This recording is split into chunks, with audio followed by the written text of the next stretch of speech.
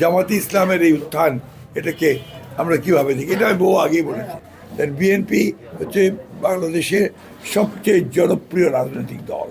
এই প্রতিষ্ঠাতা শহীদ প্রেসিডেন্ট জিয়াউর রহমান যখন দল প্রতিষ্ঠা করেন তারপর থেকে বিএনপি জনপ্রিয়তা কখনো হারায়নি।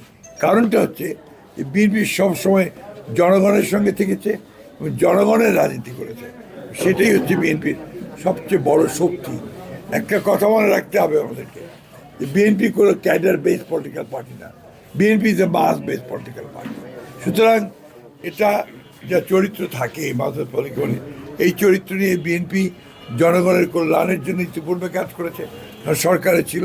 এবং বিএনপির যে ম্যানিফেস্টো, বিএনপির যে ভিশনগুলো, বিএনপির যে রাষ্ট্র সংস্কারের যে কথাগুলো, দাবি দেওয়াগুলো, পয়েন্টসগুলো, সেগুলো জনগণ অ্যাকসেপ্ট করেছে বলেই আজকে এই ল্যান্ডস্লাইড বিক্রি হয়েছে।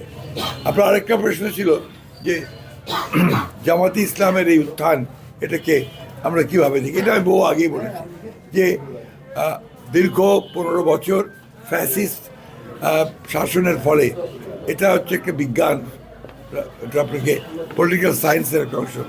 যখনই গণতন্ত্র চাপা থাকে, তাকে যখন বাঁধ আটকে দেওয়া হয়, তাকে কণ্ঠরুদ্ধ করা হয়, তখন অন্য উগ্রবাদী শক্তিগুলো মাথা চেহারা দিয়ে উঠতে থাকে। এবং সেটাই এই দেশে ঘটেছে, যেখানে আজকে যেটুকু উত্থান হয়েছে জামাত ইসলামের, that is because of Awami League, তাদের যে দমন পীড়নমূলক যে শাসন এবং বিরোধী দলকে ফাংশন করতে না দেওয়া, তাদেরকে ইনভেশন করতে না দেওয়া, যার ফলে আজকে এটা হয়েছে।